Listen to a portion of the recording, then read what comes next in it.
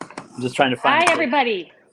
Hello. We are live right now, guys. I'm live with Dan, Dee, and Adam. Adam is just getting set up. So I'm going to start introing our show here, and we've got a lot of exciting stuff for you. So let's get going. Welcome to Talking Saratoga, a weekly podcast with insight on the latest news, debate, and discussions from Saratoga Springs, a city that has never suffered from a shortage of opinions. I'm Robin Dalton, a New York City girl turned Saratogian, a city council veteran, and a mother to John, Charlie, Alice, and Tommy, my four little monsters on Caroline Street. I am joined by Dan DiFederici, a native of the Buffalo suburb of Chickamauga, a retired New York State trooper, past police union president, attorney, publisher of the Saratoga Report, husband and father to two beautiful girls, and a lifelong beleaguered Bills fan. Adam Israel is also joining us. He's a local Saratogian, business owner, and most recently dipped his toes into politics as a political independent. A reminder that the opinions expressed on Talking Saratoga are our own and do not represent any other group, person, or organization. We welcome all perspectives and opinions on Talking Saratoga as long as they are expressed with honesty and mutual respect. So I want to just get right into it here, guys, because Adam Israel is joining us from Poland. And I know a lot of people have been following Adam and what he's doing. But I wanted to just go right to you, Adam. And can you fill us in on why you're in Poland and kind of what's transpired over the last 7 days since we did this podcast? Because a lot has gone down. Yeah. So as many of you may know, that my wife is Polish, from Eastern Poland, and I have family heritage from Eastern Poland too.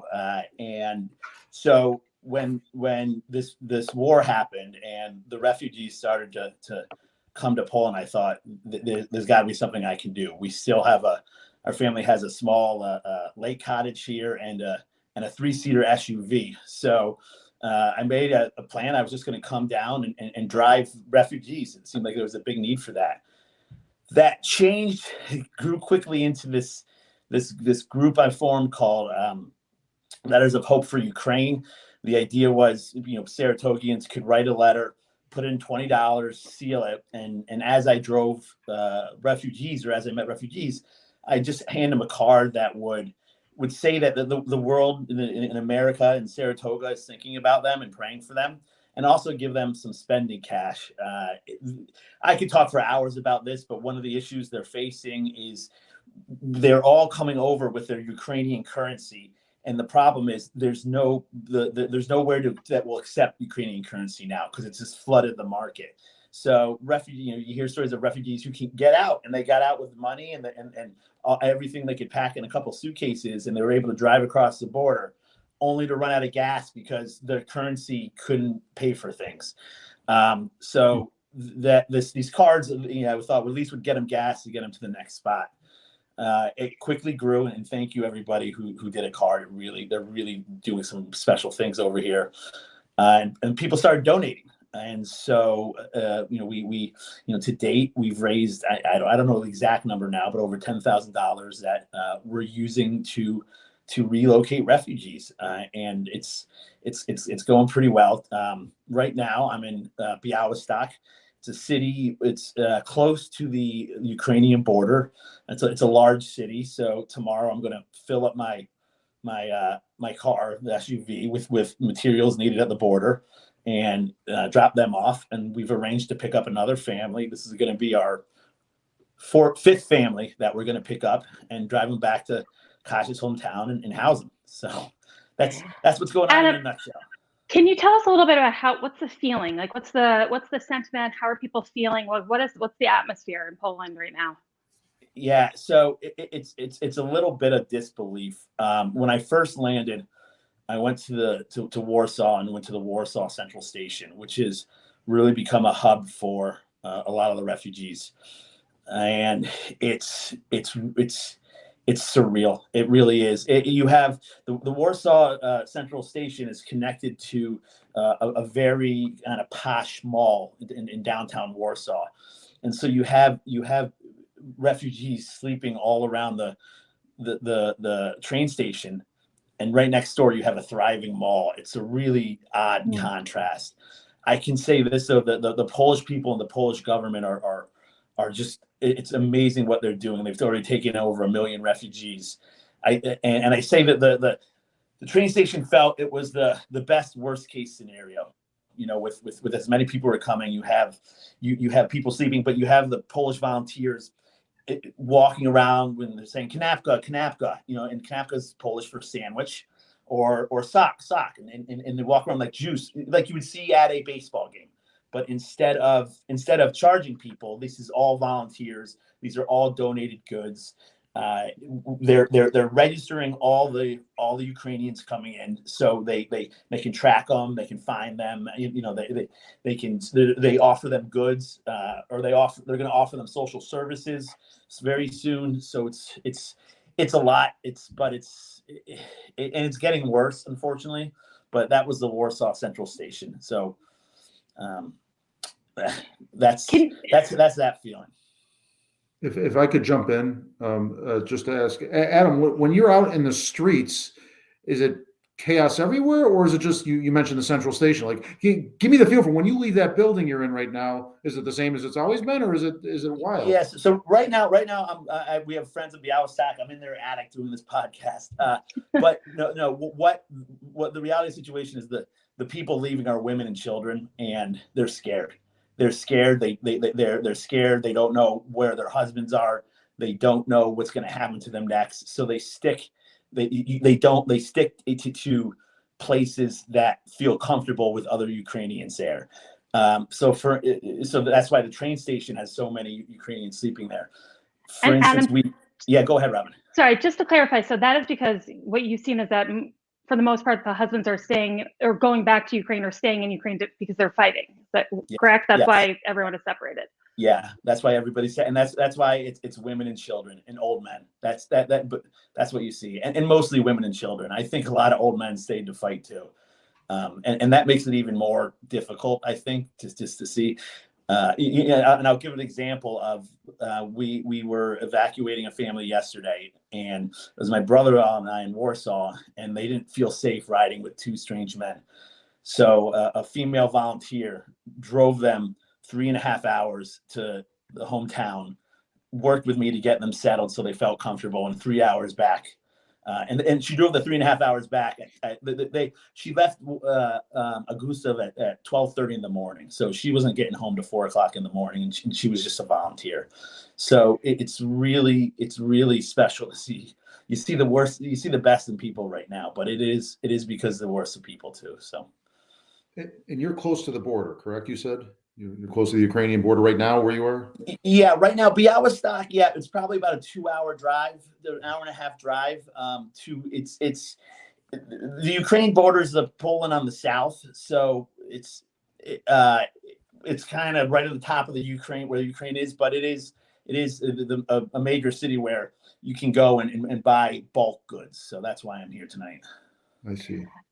Adam, one of the things that I keep observing when I'm, looking at all the coverage, and I don't know if this is what you're seeing as well, but it's this kind of idea that, we could all be living our regular lives, but war happens so quickly.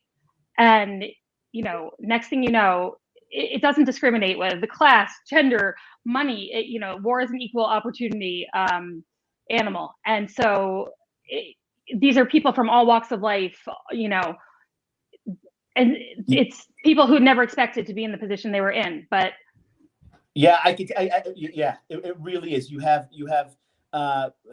people from the city centers who are, I don't know if posh is the right word, but more affluent. So they're sleeping on the train floor. You have the villagers, and they're sleeping on the floor. One task I was on today was a hotel in Augusta took in 30 women, and I think they said 11 kids. And once you get to my wife's city, you go to the city hall, and the city hall turned essentially their courtroom into a receiving station. So there's translators there, there's computers, they log in all the refugees, but then the rest is filled with tables of donated goods, right? So when they come in to get checked in, they can do shopping.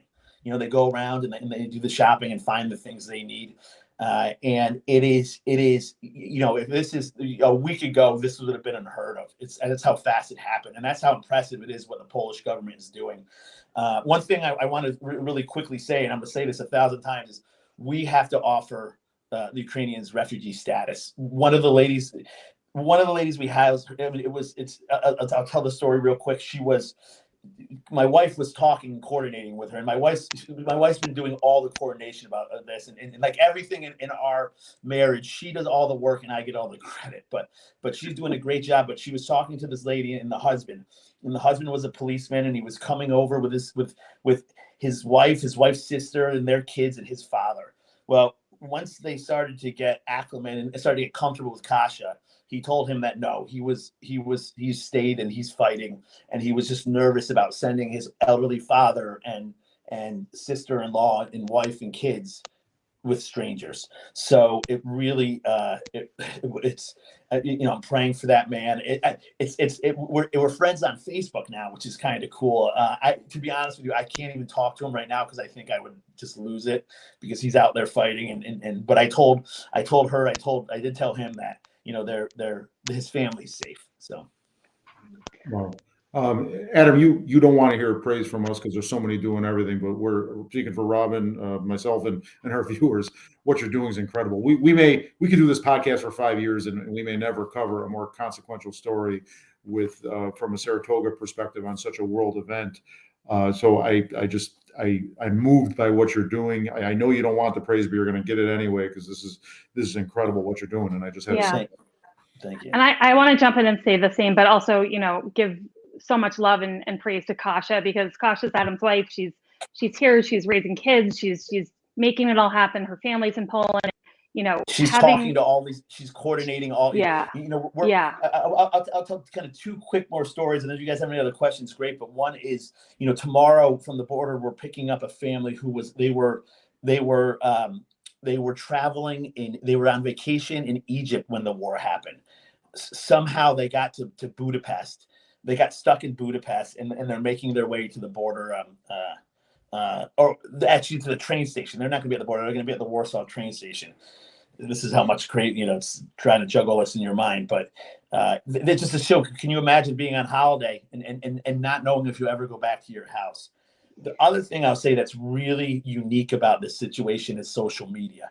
Because social media now, the connections you can make is unbelievable, and you can, your Facebook profile is almost like a resume. So you see calls for help when you talk to people, and then it's all translated, which is awesome. So I'm talking to people who are speaking Russian, Ukrainian, Polish, and we're coordinating these really incredible things because we message back and forth, and there's no the messaging, the translation, it gets the point across fantastically. So I know social media can be a real pain in the butt sometimes, but what it's done to this unique situation and the connections I've made and the trust and friendships that have been built, because you can see this person, right? You can't really fake a Facebook profile. You can go back and see what their life was like and what they were doing. And it's a real quick way to gain trust with them. And that's really aided in me being able to figure out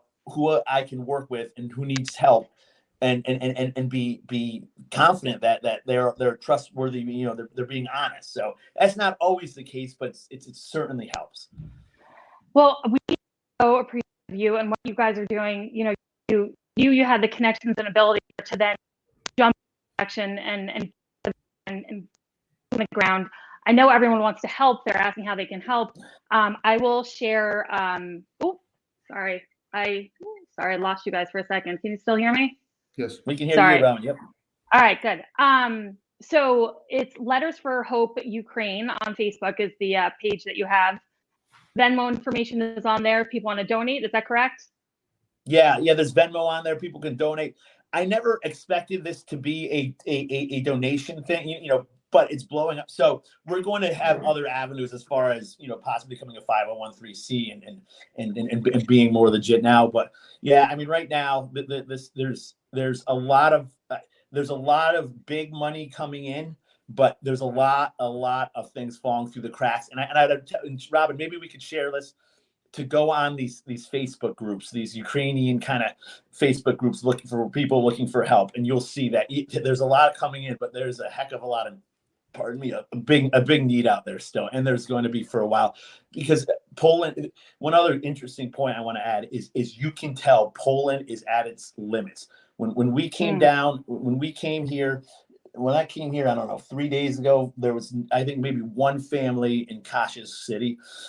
They now are no longer accepting refugees because the school system can't handle the kids, so they can't, and that's how serious they're taking this, where they're already enrolling the kids in school, in the Polish schools here, and it's kind of like, all right, save as many people as we can, then figure out what the heck to do next. But right now, we're certainly in the just save as many people as they can phase, and I can't praise Poland enough for the generosity and hospitality. And you see it, you see the Ukrainians all the time are talking about how Poland is their brother, and Russia on the other side, what they think of them too. So. Well, I think we all see so much of ourselves in what's happening with the Ukrainians, and so it feels like it's a for democracy and really good evil. And so I know that my heart is with them, and just so happy you're there. But stay safe, please. Be careful and stay safe, because we need you in one piece, buddy. Yeah, well, I say if I get bombed, you guys are getting bombed pretty quickly after. So being in a NATO country right now. So I appreciate that. And I know, Robin, you and I talked about, real kind of off the cuff, but we'll see if we can make ahead of doing, something from the border tomorrow. So just to kind of shed light on what's going on at the border, and bring awareness to this. And again, bring awareness to the fact that the Poland can't absorb an entire country. They're the places, the calls for places to stay are getting louder and sadder. I hate to say it, and because it's just it's filled up. It's like a hotel. There's only so many rooms, and once those rooms fill up, there's nowhere for people to go. I do want to say too, other European countries are certainly stepping up. You see and hear people all the time saying, "Hey, I live in Italy. I have this little, the chateau on a lake. I can take up to 8 people. If you can get here, I can assist with travel." You do see that, but again, the vast numbers. I think I heard it was 80,000 a day right now are crossing the border. So it's not going to get better. It is a humanitarian crisis, but it's a humanitarian crisis that's really going to get teeth pretty soon. I believe it's the biggest. To go. It's the biggest exodus since World War II. I think 5 million people. It's definitely this is going to be going on for a long time, and we'll be here and trying to support Ukraine as much as we possibly can. Dan, anything else to add? I want to let Adam a lot of work to do. Adam, just repeat the Facebook page again, and there's a Venmo option, and real quick, tell what that money would do if they donated. Yeah, so the Facebook is Letters for Hope for Ukraine. The needs, and a little background on me. I've been through disaster area before. I was on a Caribbean island in 2017, and we were hit with 2 Category 5 hurricanes in 2 weeks. So that experience of going through that it does lend itself to this. And something I learned from that experience is true here is the needs change daily, right? So I just saw a call today and this is why I was going to the border, is that it's forecasted to get cold. They need long underwear, they need sleeping bags, they need warm supply, so that's right now where the money is going, is to get warm apparel to the border so people coming over don't freeze. For the family that was in Egypt who's coming, I'm going to get some warm apparel for them too, because who knows, you pack for a vacation in Egypt, you're probably not bringing boots and jackets, right? So for them, we're gonna get warm clothes. The donations go for the family who came in at 12:15 last night. I went to the market, and just so when they came in, I would not say they had a full fridge, but I eggs, butter, milk, toys, candies for the kids, those kinds of things. I think you said they have a 3-year-old and a 3-month-old with them. That was a different thing. No, and I lose track of the kids. There were 2 best friends. One was an economist, one was a social worker, and again, I think between them they had 5 children with them. ages 3 to 11, and it's just the children. It's sad. It's sad as a parent to see them, but they're not sad because of and the ones who make it to me aren't, right. The ones who are that's who you're really for. The ones who aren't outside of Ukraine yet. But by the time they make it to me, their parents have I don't know normalize is the right word, but not panic them. That they've kind of go through the motions. This is what we're doing. This is so the kids kind of have looks in their eyes, but in the train station you see them, 10 of them kicking soccer balls around and run. They just kind of form little groups and play around and they're really again not having a good time, but there are. Thankfully, by the time they get to me, they're not traumatized. There's certainly ones that have passed and that are traumatized, but I have told those parents. We all know, what we have to do in scary situations to put on a brave face, and certainly Ukrainians are putting on a very brave face in everything that they're doing. And so, again, it's so hard to talk about. It makes me very emotional, and I know, Adam, I'm sure it's been so emotional for you as well. But Dan, again, unless you have anything else to add, I want to let Adam go so we can get back to it. But we are going to try to do another live tomorrow from the border, and also I'm hoping to have someone to talk about refugees. That's important to get for Ukrainians who are having to flee. But Adam, we love you. We'll keep sharing information on how people can donate. Yeah. Thank you, guys. I just consider myself the mailman. I just bring your mail and good cheers from America to the Ukrainians. So thank you, guys. I'm going to jump off. Thank you, Saratoga. Right. Thank you. Glory to Ukraine. Please be careful. Wow. So we're going to switch gears here a little bit. I know that was such an emotion, but and in our next guest. Hello, Tim and Elliot. Can you hear me? Yes, ma'am. Hello, welcome. Dan, do you want to take this one away? Sure. First of all, Tim and Elliot, we originally planned on keeping this separate, but we move on the fly with this podcast. So thank you for both joining us. And I just want to editorialize for a minute how this crazy segue from what Adam is doing. How fortunate are we here in America? I feel guilty every day, and I'm sure you do as well. You go to the ATM, you get money out so you can buy stuff to feed your family. And, imagine this family with kids. I put my kids in a minivan with air conditioning and a DVR, and that's tough enough. I'm so moved by all this that we are so fortunate to be able to talk about our next subject as if it's so serious. And on a local level, it is. But at the same time, in the life and death that in the world that Adam's living in right now, we are just so fortunate, and I hope everybody realizes that. I'm not going to apologize for being fortunate, but I am going to appreciate that we can deal with small issues that are not life and death. So with agree. With that segue, we have you both on because Saratoga Lake is back in the news. Just a few weeks ago, it was Snake Hill. This week, it's regarding a proposal for condos and commercial space on the south shore of Saratoga Lake in the town of Malta, where Dodana's restaurant was for years, and now it's a nostalgia ale house and wine bar. And as you might expect, have a proposal for 96 condos on a lakefront that will create some controversy, and that is certainly the case here. This issue has been in the press, and we wanted to bring some people on to talk about it and give some insight into it and so forth. So our two guests, I'll introduce you both, and then Tim, I'll go back to you. Tim Dunn is Malta Town Councilman since 2015. He serves as president of Dunn Strategy Group, a business and marketing consulting firm, and spent 2 decades working in real estate and economic development. Also,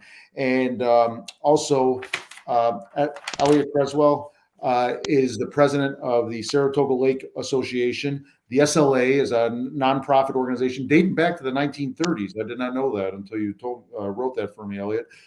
It has over 400 members. You can join on their website if you have a care for Saratoga Lake, and I'm a past member, I need to re-up. Their mission is to promote and enhance the health, safety, sanitation, ecology, recreation, and environmental quality of Saratoga Lake through education, charitable contributions, and environmental action. So Elliot, thank you for coming to us. Tim, back to you. You two, by the way, are our second guest ever on Talking Saratoga. So that may be a Jeopardy question someday, right? Oh, wow. We're thrilled so to have you both. congratulations. This is really breaking ground for us, and this is our first live broadcast. That'll be the separate. The green room was fantastic, Dan. Well, how was the green room? It was good. The snacks and the beverages in the green room. And Robin, thank you for setting this up. I have no part of this. She has 100% part of this, and she wants me to help take over some of this. And I keep promising her I will. So far, I've been able to dodge that. But Tim, can you kind of set the table for our viewers here on this more than what I said? And if I was wrong, I'm thick-skinned. Don't be afraid to correct me on what I said so far. What can you tell us about this project, and why is it not sitting well with some of the property owners at the south end of the lake? No, well, first of all, thank you both for having us on. Far too often what we see in projects of this magnitude is folks not getting involved on the front end, and after it gets built, then everybody gets upset. And so I think we're very fortunate on Saratoga Lake and in the town of Malta that we have a really well engaged local community and folks that really very deeply care about the community. No, you generally characterize the project correctly. What's been proposed for the former South Shore Marina location is a combination of residential and retail uses, sort of a mini community unto itself, with about 96 condos and townhouse units, along with a clubhouse, gym, pool. There's also plans for a restaurant that would be open to the public, and a small public benefit of a public accessible kayak launch with some parking spaces along with it. And you did correctly identify the location. This is the old former Dodana's Nostalgia and South Shore Marina, right at the end of Dunning Street, Plains Road, and corner of 9P. Excellent. And so what are the next steps if this project is to go forward? Did you just have a meeting 2 nights ago? Is that correct? Can you? Yeah. So we originally heard the original concept about a year ago on this project, quite a while ago, and it's evolved a little bit. But we did hear a presentation just on Monday night, and the proposal itself, what the developer is looking for is what's called a planned development district, or a PDD. And these are land use tools that are used primarily when there's a project that's desired to be built that doesn't directly align with existing zoning and master plan that are in place. And we see, unfortunately, a lot of these in the town of Malta. For many years, the planned development district was sort of the land use tool of first resort. We've tried to address our zoning and modernize it to avoid these PDDs, because they're essentially an exception to the law. They're an appropriate and usable tool, but they're not the most easily manageable or really not envisioned in master plans and long range plans. We did just hear a proposal from the applicant on Monday night. Last Monday night, this past Monday night, we referred the project to the planning board. And from a process standpoint, once the application for a project is deemed complete by our planning staff, the town board has 30 days to refer that project to the planning board for their review. The planning board is an independent volunteer board that's appointed by the town board. But even though they're appointed by us, they're independent from the town board. There's actually a specific exclusion in state law that prohibits town board members from interfering in the activities of the planning board. The planning board will review this project and its application and all the implications of it in a public and transparent manner as part of regular planning board meetings, and then ultimately provide a recommendation back to the town board to either reject, accept, or modify the proposal. And then ultimately it comes down to the town board to finalize and approve or disapprove the project as it has been proposed. So this is really starting the process. It's definitely a process that will take some time as we go forward. Okay, Robin, you served as a commissioner in Saratoga Springs. Tim and Robin, do you do these jobs for the glory or all the money? I'm not sure. The money, obviously, it's all about the money. Okay, Yeah, that Robin, $220 a week is, It's how can you say no to that? Robin, you have some insight into these processes as Saratoga has, slightly different, but still parallel, perhaps. Do you have any questions for Tim? No, I'm actually it's really interesting to hear about how other municipalities, what their process is and, how it works. And I think it's helpful because I don't think we have a perfect process here by any means. And so, getting feedback early and being able to make adjustments early, I think is always great. And making compromises, which has to happen, are important. But without turning away business, I think Saratoga has suffered from so much regulation that it's been off-putting for new businesses who want to come here, or new developers who want to come here. And so, we don't want that, but we also want to protect our green spaces, and we want to make sure we follow our comp plan, which kind of lays out how the city should be developed and keeps our green belt intact. I know Saratoga Lake is always really challenging because of how many different municipalities border the lake. And so there's and correct me if I'm wrong here, guys, in LA, you, I'm sure, know way more than me on this subject, but because there's no one person kind of in charge of Saratoga Lake and what happens there, it can be challenging because maybe one municipality wants to do something one way and one doesn't. And when it comes to especially like issues of pollution or the watershed, I know that can be or has been tricky in the past. But Elliot can probably speak to that better than I can. Okay, great. Well, then in that case, we will shift to Elliot. Elliot, the president of Saratoga Lake Association. Elliot, before we talk about this, I just briefly want to say, well done on Snake Hill. You had a low-key approach. My approach is to throw hand grenades and come in guns a-blazing, and they'd probably be building right now. That would have failed. You had a low-key approach of communication with the Dakes, and I know they listed some reasons of more economic why it was. Why the project was scuttled, but good for you in what you did there. Congratulations! That's a big win, no matter how it came about.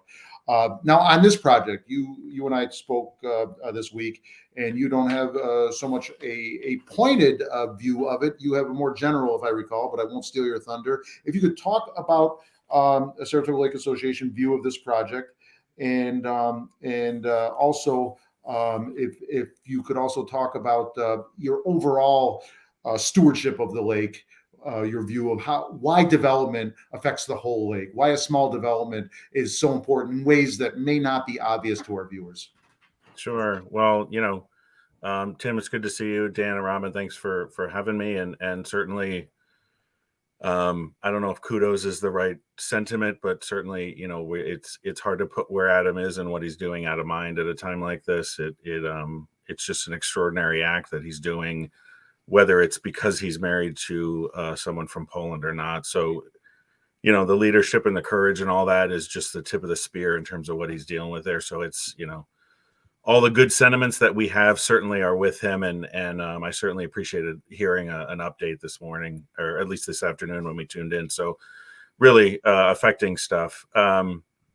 So there's no real good segue back to what we're talking about. So I to the lake. Yeah, but again, we really appreciate you guys reaching out and sort of the open-minded way of approaching this. And there's a lot to these projects for sure. And as you mentioned, Dan, SLA doesn't have a defined position with regard to South Shore Marina. The Dodanas, that family have been members for many, many years, and they've been pillars for the lake community for decades, running the business in the marina and seeing that grow as the lake community itself grew. So we certainly wish them well in the next chapter, whatever that brings for them. And as Tim mentioned, the Mangino family, just a little bit down 9P, are potentially in a similar situation, longstanding pillars looking to maybe transition their property and business and open a next chapter. And,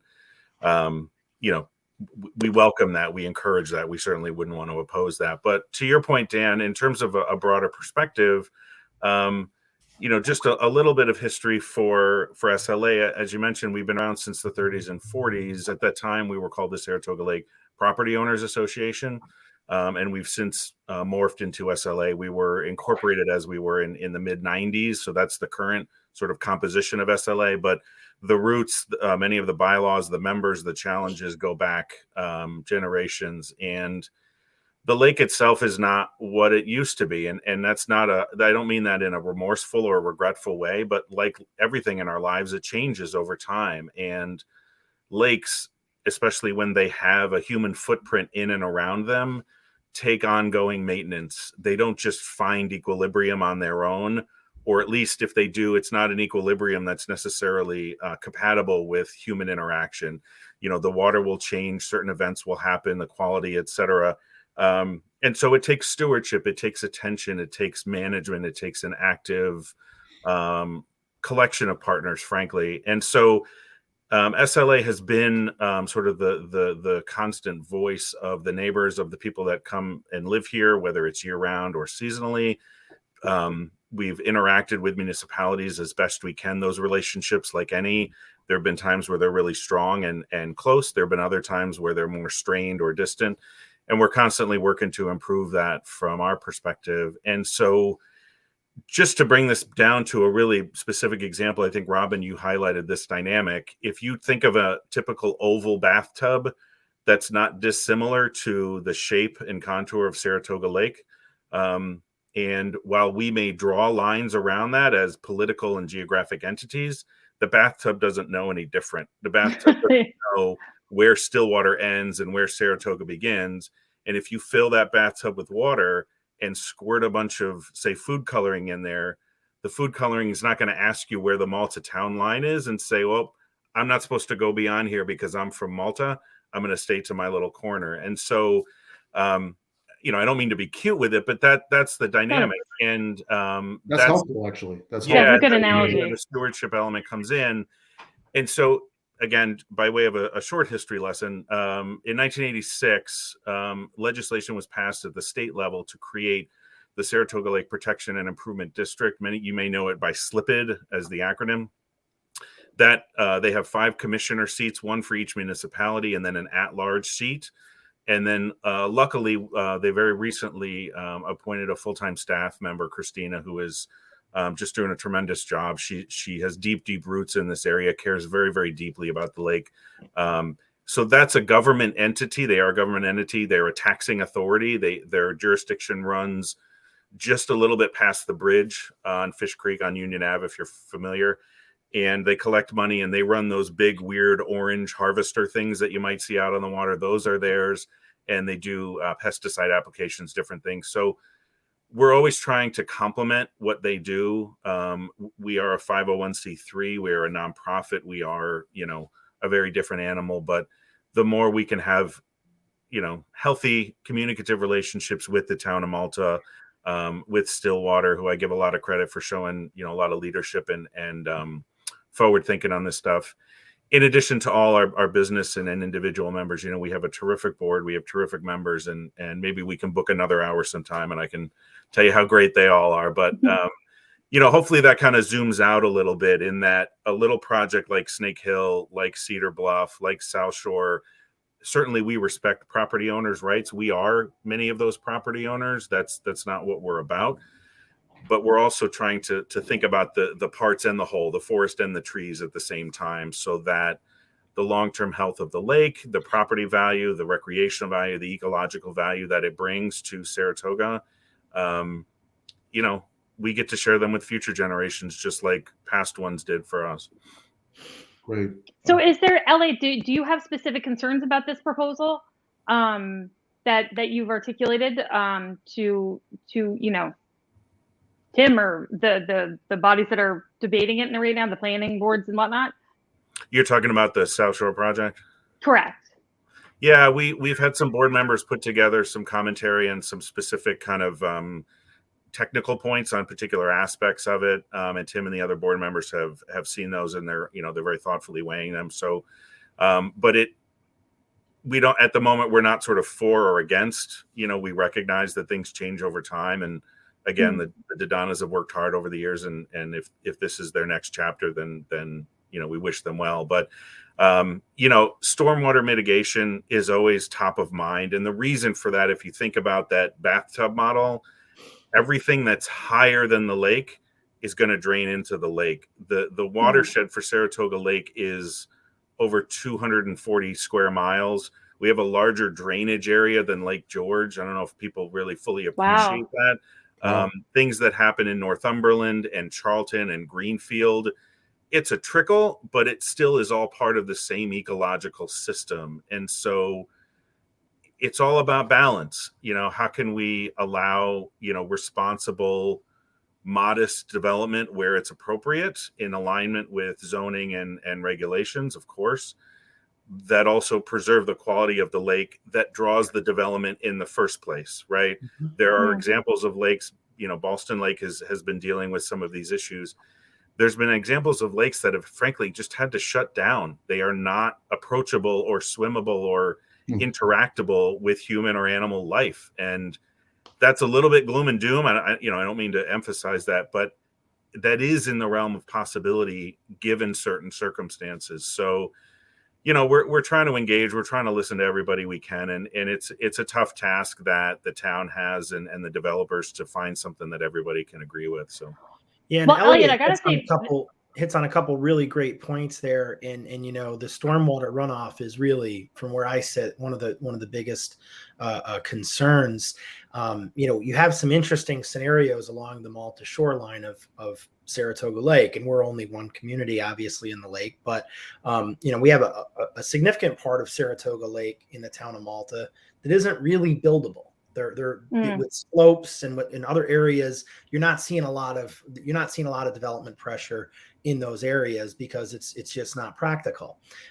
We have two rather large parcels on the lakefront in Dodana's / South Shore Marina and the Mangino's property that are larger, that have seen commercial operations in the past, but they're what's called non-conforming uses that are they're legal non-conforming uses, excuse me, because they were there before the zoning.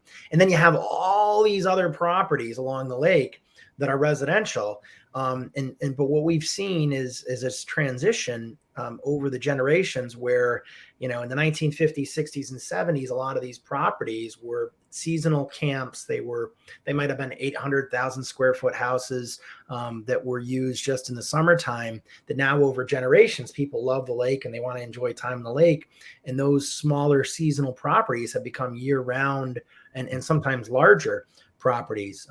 I used to serve on the Malta zoning board, and let me tell you, on a monthly basis, we would have a variance request come in seeking to, build larger than the footprint somewhere down on the lakefront with one of these smaller properties. And you drive along the lakefront, and you can see the very, very small lot lines with the building coverage on these lot lines. That's something that, you want to encourage people to live on and enjoy the lake. But I'm not sure that the balance has been found there in the way that we have regulated that and allowed for variances along the lake. And there aren't a lot of opportunities for developments along the lake where the town can really have more of a regulatory approach to stormwater. And if someone wants to encourage business growth, I hesitate to ever use the word regulate, because I shudders from my youth as a Reagan supporter of regulation. But the reality is, if governments don't take stormwater management seriously, it's going to really, really significantly impact the lake. And this is a project in particular where we want to make sure it's done correctly to make sure that we can improve stormwater management in that neighborhood. Great. Well, there's so much to talk about here, but I've got to wrap you guys, only because we have another segment coming up and we've gone a little long. But I just have to say, the big difference I'm seeing here between how we do things in Saratoga Springs and what you're describing is that we never don't have someone that doesn't have a strong opinion. So hearing Elliot say he's not for or against, I'm like blown away. So I think that's a good sign. Oh, so I'm sorry to interrupt, Robin. Before Elliot goes, Elliot, say the website, and I think it's just $35 for someone to join SLA. Is that correct? Yeah, there's various memberships, but yeah, saratogalake.org. And there's a big old join us button right there at the top. Thank you. Sorry, Robin, back to you. Thank you. And to find more information on the project, you could go to malta-town.org. And if you click through to our planning department, you'll see documents listed there and a link for proposed planning districts. And you'll be able to find this information on the project. Well, thank you. I'm sorry, Dan. Go ahead. Robin, you're a whiz at providing those things on our Talking Saratoga sites and so forth, right? Yeah. Excellent. Thank you. I'll make sure I get that information out. Thank you both so much for your approach and for coming on and for being so collaborative in all these projects. I think it's the best thing for everybody. So Thank you. We appreciate it. And I hope we can have you back soon. Thank you. Best to Adam. Thank you. Take care. Joining us now is Abby. Can you hear me? I can. How are you guys? I'm good. How are you? Good. Doing great, well, Abby. Thanks for coming. Thank you for being here, Abby. So sorry, guys. We're using this new platform, and I've got a lot going on trying to manage here. But we wanted to welcome Abby, who is the president and CEO of Empire Media, which publishes Saratoga Living and Capital Region Living magazines, as well as programs for SPAC, the Albany Symphony, and other nonprofit organizations. You just had a brand new issue of Saratoga Living come out. I don't know if people can see it. It is beautiful. Looks awesome. And there's so much good stuff inside. And we want to go through some of it. It's fun stuff. We're doing another little kind of left turn here. I've gone from war to zoning and lakes, but now we're going to fun lifestyle, drinking and eating. And you have a lot of good scoop in here about things that are opening and happening and new. And one of the things that I know that we were talking about was, let's see, SPAC programming is a big thing. They just announced some programming that's really exciting. Yes, everyone, we're just so excited for the summer after one completely canceled season and then an abbreviated one last year. They're coming back full force this year. We've got Yo-Yo Ma, we've got Joshua Bell, we've got all 90 ballet dancers coming back this year. It's going to be an amazing summer. So we're all very, very excited. That is awesome. I know there's a lot of some restaurant and bar news too. We've got some new hotspots opening soon. Yes, we're seeing a ton of activity coming out of COVID. It's really exciting. So much so that we've really ramped up our food and drink coverage in the magazine. So if that is an interest of anybody, we do encourage you to start picking up the magazine. We're doing more and more stories. Some of the new stuff that's happening here in downtown Saratoga, everyone's talking about Bocage. The biggest question I'm being asked is, are they only serving champagne? No, of course not. This is, by the way, this is the little champagne bar. We had talked about this on Phyla Street, correct? Yep, it's on Phyla Street, just off of Broadway. It's in the space that used to be a falafel place. It's very small. It's going to be, I called it a confection of a bar. It's just this tiny, beautiful little jewel box that's serving champagne, but they are serving still wines as well, and they will have a full bar. Going into summer, their plans are to start serving brunch. They're going for a kind of tea party type brunch, and I think it's going to be a lot of fun. So the other big piece of news that I've been hearing about was we know the Martell brothers who own Druthers and also opened Seneca, which are two, really favorites of people in Saratoga Springs and beyond. The stadium space that has been vacant for some time on Broadway is being taken over by the Martells, I believe, and they are opening up a really exciting new concept of a restaurant there. Yep, it's correct. And they experimented with sort of this noodle concept by doing some pop-ups at Seneca, which you mentioned. And half of the menu will be different ramen dishes, which is really exciting because we don't have that here. And half are small plates, your sort of bao buns and your other Asian small plates that are really fun to share. And they're going to have a full bar. It's going to be a really fun environment. And just like you said, something different. I'm so pumped about that. Who doesn't love ramen, right, guys? Yes. If I can make a slight correction, because they're a longtime Saratoga Report advertiser, 9 Miles East, which does everything well, does do ramen every Wednesday. Now they're not a ramen restaurant, but I do want to point that out. And their ramen is partial to 9 Miles East. But is there anything Is there anything that the Martell brothers touch that doesn't turn out terrific? Right? You just know this is going to be terrific. Yes. They've got the special sauce. That is for sure. They got the special sauce.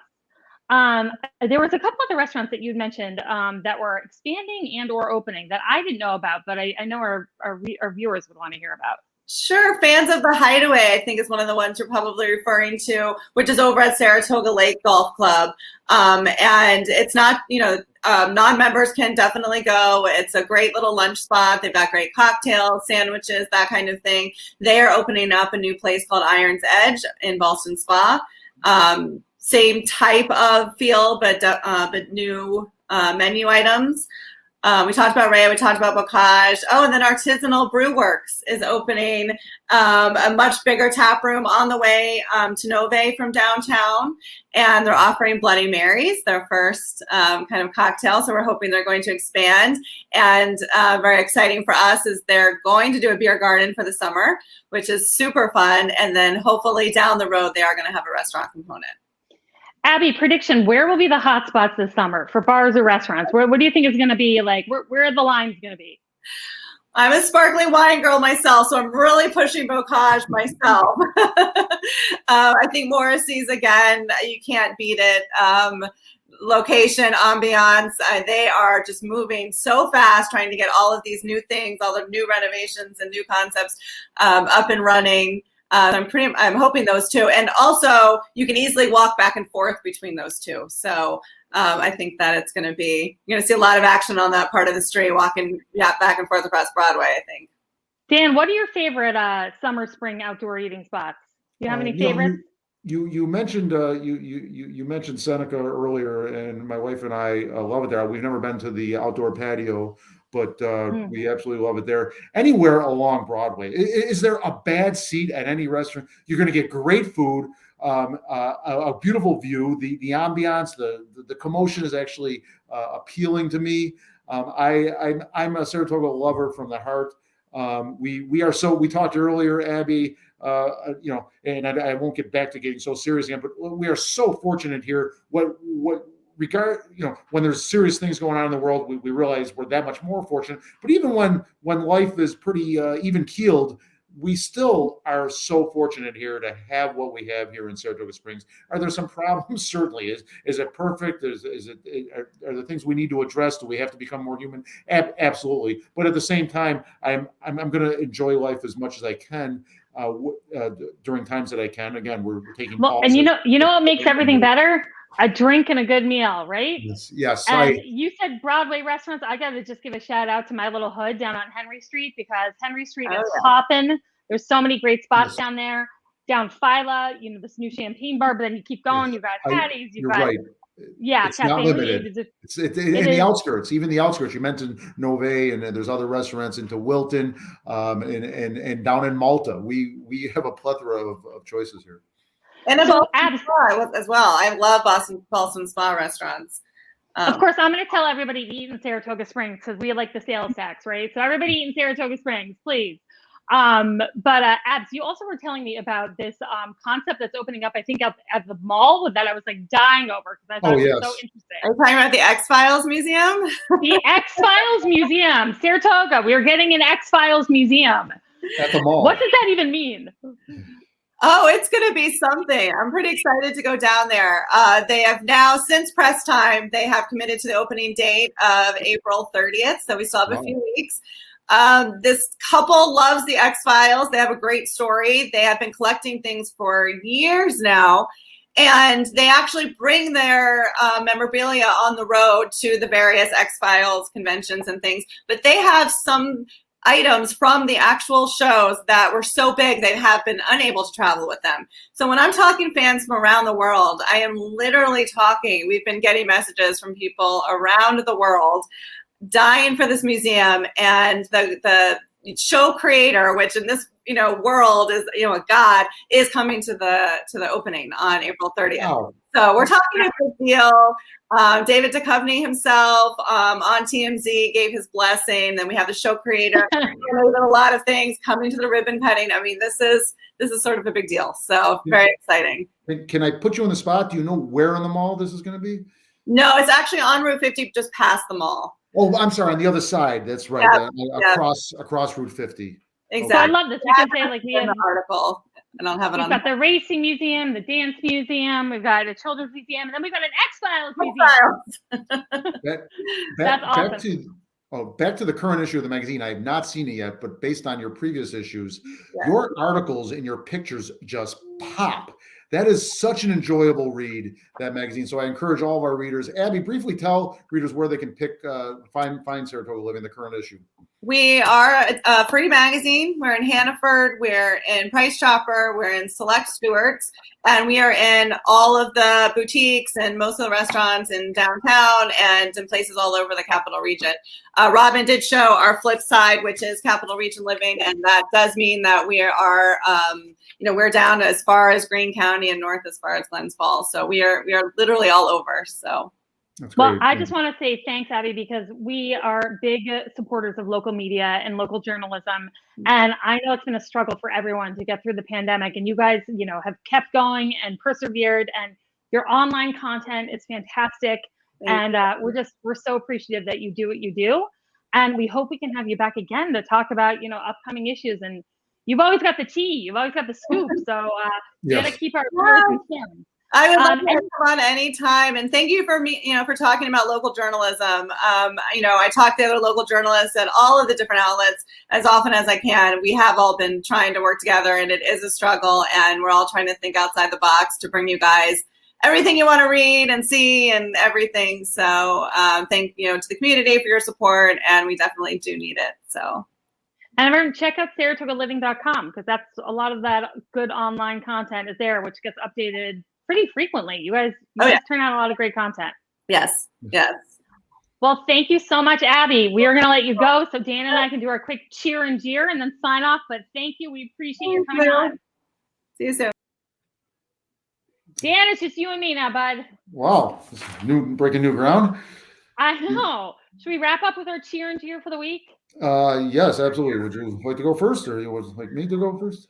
Why don't you take it away? Take it away. Okay. Well, the cheer is going to be obvious to not just Adam Israel, but all the Adam Israels out there, whether they're from Saratoga or California or other countries, the people that are helping in Poland and other areas of Europe. This humanitarian crisis, war first, and then a humanitarian crisis resulting. They often go hand in hand, of course. God bless Adam. God bless everybody that's out there. The spouses back home, like Adam's wife, that are doing everything. I can't say enough. I feel so small when I think about what people like Adam are doing, and I'm just not in a position to do what they're doing to go over there. So I thank the world that we have the Adam Israels of the world, and so many like him, and the families back home that take care of the home front. And God bless these victims and refugees. And again, go to Adam's Facebook page or others. Letters for Hope for Ukraine. You can go on there. So that is my cheer. I don't have an official jeer, but within the past 20 hours, Robin, as we briefly talked, is there's and I'm not jeering Gaffney's, but that issue has come up. That's a negative issue that we need to follow up on next week. We weren't. This just started breaking, at least as a major news story yesterday, that some police officers got injured and some issues going there. Gaffney's is denying certain things, so we're just not in a position to talk about that story yet, but we will soon enough, right? I want to say one quick thing about that, though. Gaffney's over the last summer, when I was public safety commissioner, were very proactive in working with us when things were getting really rough downtown, and they really did put forth some extra effort to make sure they were in communication with the police department when an issue came up, and got us there right away so things didn't escalate. I just have to say one quick thing about that. I see online everyone talking about how we have to shut down Gaffney's, pull their liquor license, shut down Gaffney's. And I just have to say, if anyone in Saratoga Springs thinks that our downtown problem on Caroline Street will be solved by closing a single bar, you are sorely mistaken. That is not the answer. This is a symptom, that is not a cause. And we have to have a much bigger picture conversation about how and why we have this really intense, hard partying scene that has really spiraled out of control and is putting everyone's safety at risk. But shutting down one bar, guess what, guys? You want to know what's going to go into that bar when it gets leased again? Some other iteration of Gaffney's. It's not going to change a thing. So I just want people to realize that and kind of understand that this is not just like a problem relating to one single spot. So anyway, quick note on that. But my cheer and jeer for the week, my cheer is Chowderfest. Chowderfest is something I've loved going to when it started. It kind of turned into a little bit of a beast. I didn't love it the last couple of years because it just turned into like a massive drunk fest, which I wasn't a huge fan of. But I'm glad that it's back this year, and I love how they're doing it, which is all week long when it starts. You can order chowder or go to all the participating restaurants and have chowder and taste it and sample it and rate it and whatnot. And then they're having a Saturday event, but they're trying to incorporate, I know, more some kids elements and whatnot. And I know it's great for the restaurants and businesses and bars. I hope that people maybe don't decide to like go crazy, binge drink and go nuts the way they have in years past with this kind of new iteration of how it's happening. But I'm just glad to see it back, as I am with everything else that's been gone during COVID. I'm glad it's back. My jeer for the week is not local. It is Bill Barr. Bill Barr, you suck. You sucked when you were in office, or when you were appointed. He was our attorney general under Trump. He in December of 2020, he came out being very critical of Trump. In the last month of his presidency, we needed you to be critical a lot sooner than that, Bill Barr. Now you've got a book. You're going out doing interviews because you're trying to sell your book. Don't buy the book, people. Don't buy the book.